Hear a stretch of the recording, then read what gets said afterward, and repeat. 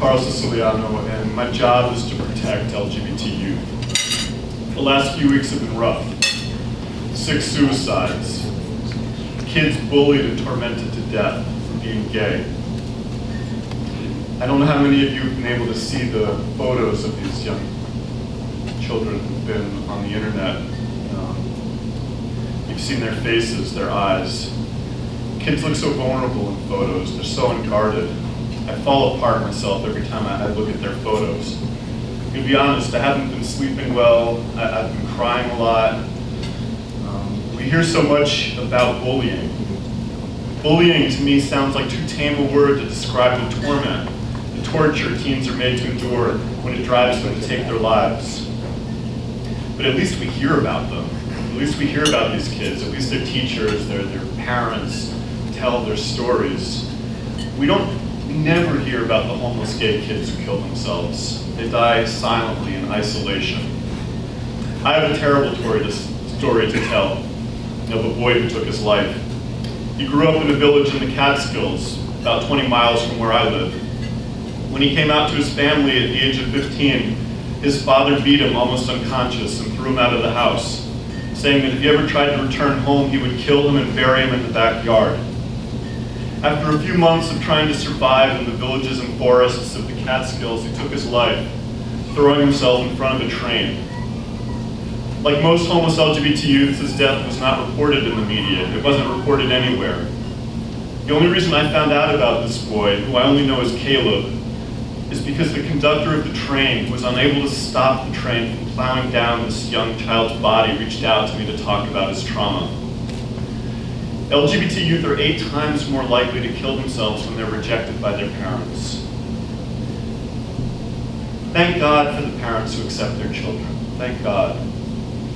But when children are not accepted, it's deadly for them.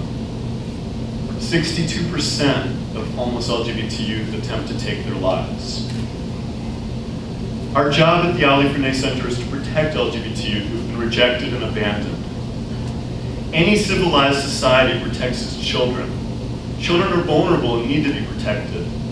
Homes, schools, families. These are the places where children are supposed to be their most safe, most nurtured and loved.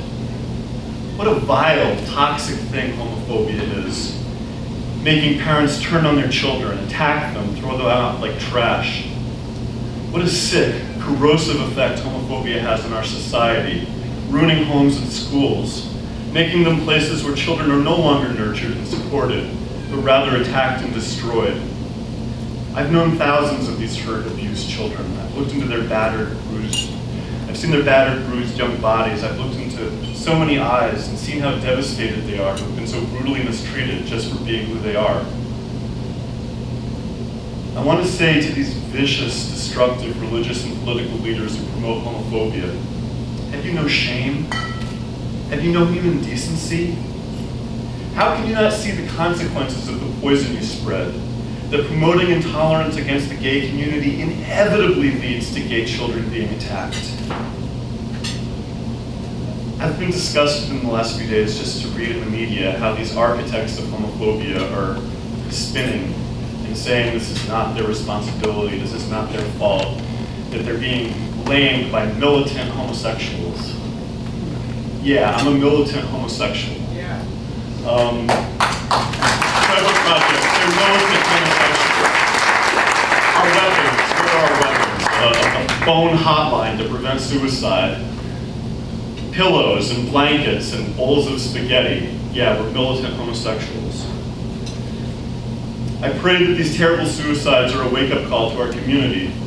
A wake-up call to see how desperately so many of our kids are suffering from the effects of homophobia. How desperately they need our help.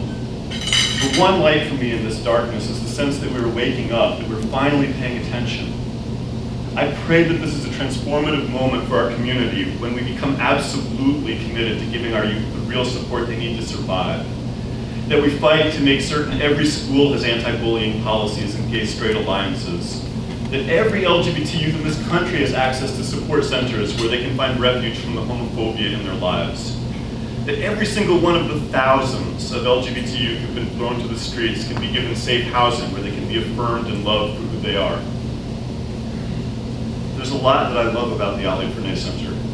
Tonight I'm not going to talk about the housing we offer, our drop-in centers, our mental health and medical services. I want to talk about how we keep our kids alive.